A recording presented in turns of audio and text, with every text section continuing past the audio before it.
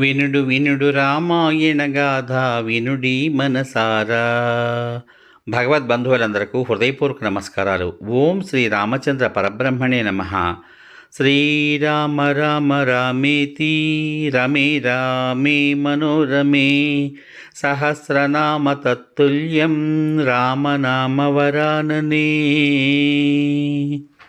శ్రీ వాల్మీకి రామాయణం బాలకాండం 6వ సర్గయందలి 1వ శ్లోకం నుండి 28వ శ్లోకం వరకు గల అన్ని శ్లోకముల యొక్క వచన భావాన్ని ఈరోజు మనం దశరథుని రాజ్యంలో పౌరుల సుఖైశ్వర్యాదుల వర్ణనము అనే కథ రూపంలో విందాం.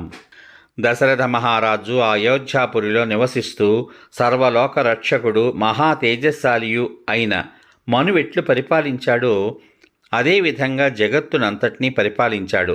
ఆ దశరథుడు వేదవేత్త, సూరులను పండితులను దానాదులచే వశం చేసుకొన్నవాడు, ఎప్పుడో జరగబోయే విషయాలను గ్రహించగలిగేవాడు, గొప్ప పరాక్రమం గలవాడు, పౌరులకు జానపదులకు ఇష్టుడు, ఇక్ష్వాకు వంశ రాజులలో అతిరథుడు, ఎన్నో యాగాలు చేసినవాడు, ధర్మనందు ఆసక్తి కలవాడు, సర్వజనులను వశమునందు ఉంచుకొన్నవాడు, మహర్షితో సమానుడు, రాజుగా ఉండి కూడా ఋషి అయినవాడు, 3 లోకాల్లోనూ ప్రసిద్ధుడు, గొప్ప సైన్యం గలవాడు, శత్రువులనందరినీ నశింపచేసినవాడు, మంచి మిత్ర సంపద కలవాడు, ఇంద్రియములను జయించినవాడు, ధనముల చేతను ఇతర వస్తు సంగ్రహము చేతను ఇంద్రునితోనూ కుబేరునితోనూ సమానుడు. దశరథుడు సత్యమునందు పట్టుదల కలిగి ధర్మార్థ కామములు అనేది 3 పురుషార్థాలకి కూడా సమానమైన ప్రాధాన్యత ఇచ్చి వాటిని అనుసరిస్తూ ఇంద్రుడు అమరావతి ఏ విధంగా పాలించాడో అదే విధంగా అయోధ్యని పాలించాడు. అయోధ్యాపురంలో నివసించే నరులందరూ సంతోషవంతులు, ధర్మాత్ములు, చక్కగా శాస్త్రాభ్యాసం చేసినవారు, తమకు ఉన్నదానితో తృప్తి చెందినవారు, ఆశ లేనివారు, ఎల్లప్పుడూ కూడా సత్యాన్నే పలికేవారు. ఆ నగరంలో తక్కువ ధనమును మాత్రమే సంపాదించినవాడు గాని, ధర్మార్థ కామములు అనడి పురుషార్థములను సాధించనివాడు గాని, గోసంపద, అశ్వసంపద, ధనధాన్యములు లేనివాడు గాని అయిన కుటుంబి ఒక్కడు కూడా ఉండేవాడు కాదు. కాముకుడు గాని, లోభి గాని, క్రూరుడు గాని, విద్యావిహీనుడు గాని, నాస్తికుడు గాని అయోధ్యలో వెతికినను కనబడడు.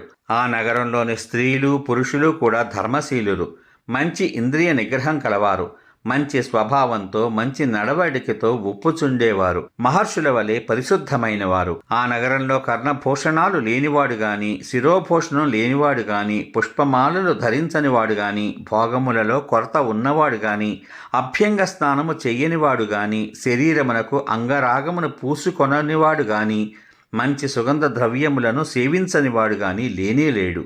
ఆ నగరంలో కడుపు నిండా తిండి లేనివాడు గాని, దానం చెయ్యనివాడు గాని, బాహుపురులను కంఠాభరణములను ధరింపనివాడు గాని, ముంజేతికి అలంకారాలు లేనివాడు గాని, ఇంద్రియ నిగ్రహం లేనివాడు గాని ఒక్కడు కూడా కనబడడు.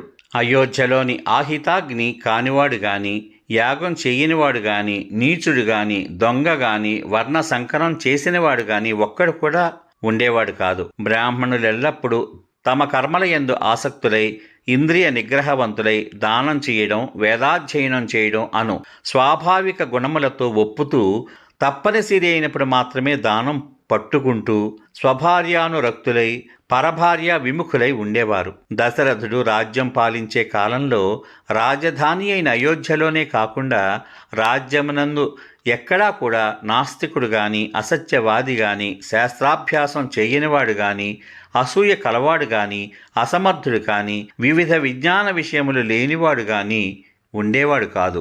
అయోధ్యలో ఏ ఒక్కడూ కూడా షడంగవేత్త కానివాడు గాని, వ్రతానుష్ఠానం లేనివాడు కాని, వేల కొలది ద్రవ్యము దానము చెయ్యనివాడు గాని, దీనుడు గాని, కలత చెందిన మనస్సు కలవాడు గాని, బాధలకు గురైనవాడు గాని ఉండేవాడు కాదు. అయోధ్యానగరిలో ఐశ్వర్యము, సౌందర్యము, రాజభక్తి లేని పురుషుడు గాని, స్త్రీ గాని మచ్చుకైనా కనిపించేవారు కాదు. అయోధ్యానగరంలో 4 వర్ణాలకు చెందిన పురుషులందరూ కూడా దేవతా పూజలు, అతిథి పూజలు చేసేవారు. కృతజ్ఞులు, ఉదారులు, శూరులు, పరాక్రమవంతులు.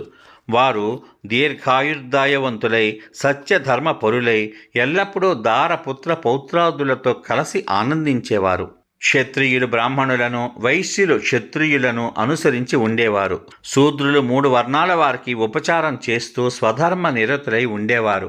మానవేంద్రుడును బుద్ధిశాలియు అగు మనుచక్రవర్తి పూర్వం ఎలా పాలించాడో అదేవిధంగా దశరథుడు ఆ అయోధ్యను చక్కగా పరిరక్షించాడు. ఆ అయోధ్య అగ్నితుల్యులు, నేర్పు కలవారు, పౌరుషవంతులు, శస్త్ర విద్యా నిపుణులు అగు యోధులతో పర్వత గుహవలే నిండి ఉండేది. కాంభోజ, బాహ్లిక, వనాయు, సింధు దేశములలో పుట్టినవి, ఉచ్చైశ్రవంతో సమానమైనవి అగు ఉత్తమ అశ్వాలతో ఆ అయోధ్య నిండి ఉన్నది.